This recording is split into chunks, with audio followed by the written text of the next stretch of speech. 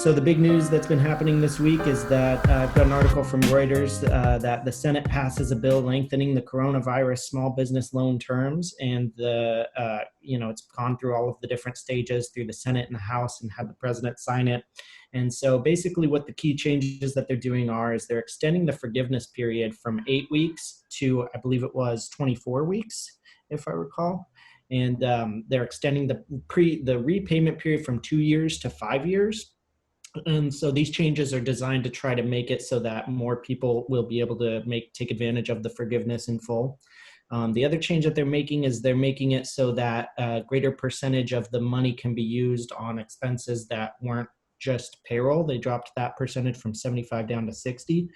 And so I guess I wanted to get your guys' take on whether or not you think these types of changes are good changes, or whether or not this is more of an attempt to just fix something that was, not set up correctly in the first place, or what you guys think about it. I saw in the article, or one of the articles on this, that there's some skepticism as to whether banks will actually service these programs with this change of a 5-year loan period, because these banks may not want to carry loans for 5 years at those preferable rates. And I remember kind of looking at something else on this, about, well, you've got a lot of people at this point who already have their PPP loans under the old terms. Can they then convert what was their 2-year loans to a 5-year loan?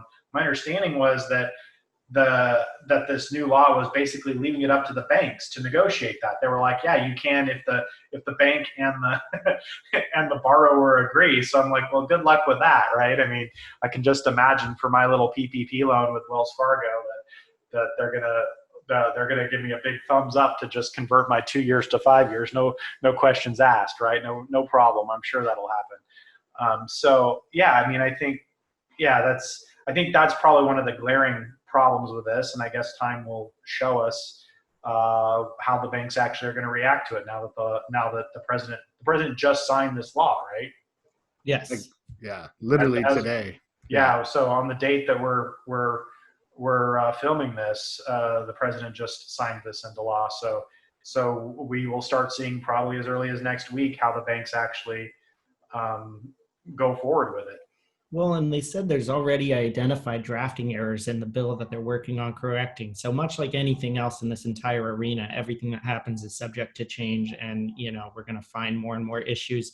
One of the drafting errors they were talking about was that they felt like it made a cliff to where if people were spending 59%, for example, of the money that they got on payroll expenses, that they would then get none of the forgiveness, even though they were substantively so close to the 60%.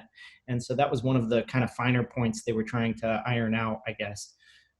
But yeah, I think it's going to continue to change, and it's hard to know exactly what it will turn out like. But to give it some scale, it was like 510 billion worth of loans that were out across 4.4 million loans. So yeah, to imagine all of these banks going through a renegotiation, like you mentioned, is just silly at this point.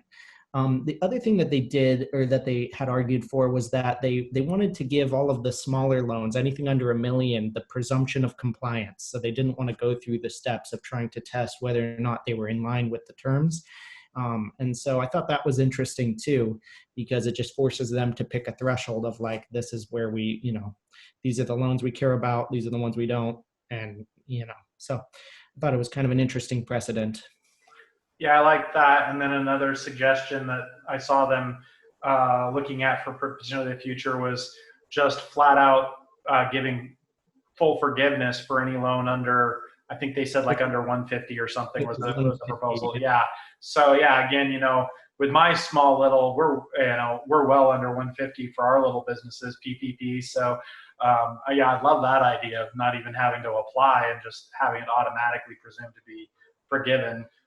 If that were to go through. Now, to be clear, that wasn't in the current law that we're saying was signed today. That's a proposal for the future. But I think that's kind of that is par for the course here, so to speak, in the sense that I think the article we were looking at even said, these are the new rules for now, but there's probably more to come. So, yeah. Well, I want to thank him. I mean, it keeps us with something to talk about every Friday. So, Yeah, I mean, the subtitle was by no means last. Will this be the last major change? So I agree completely. Like before you even get into the article, they're letting you know like nothing means anything anymore. Yeah, plenty of fodder for discussion. That's right. Yeah, and yeah, I mean, I think I would say like the 8 to 24 week thing. That part, I mean, nobody really can object to that, right? Neither the banks nor the borrowers are going to have any reason to object to that. So that's definitely kind of a hands down good for everyone policy change there.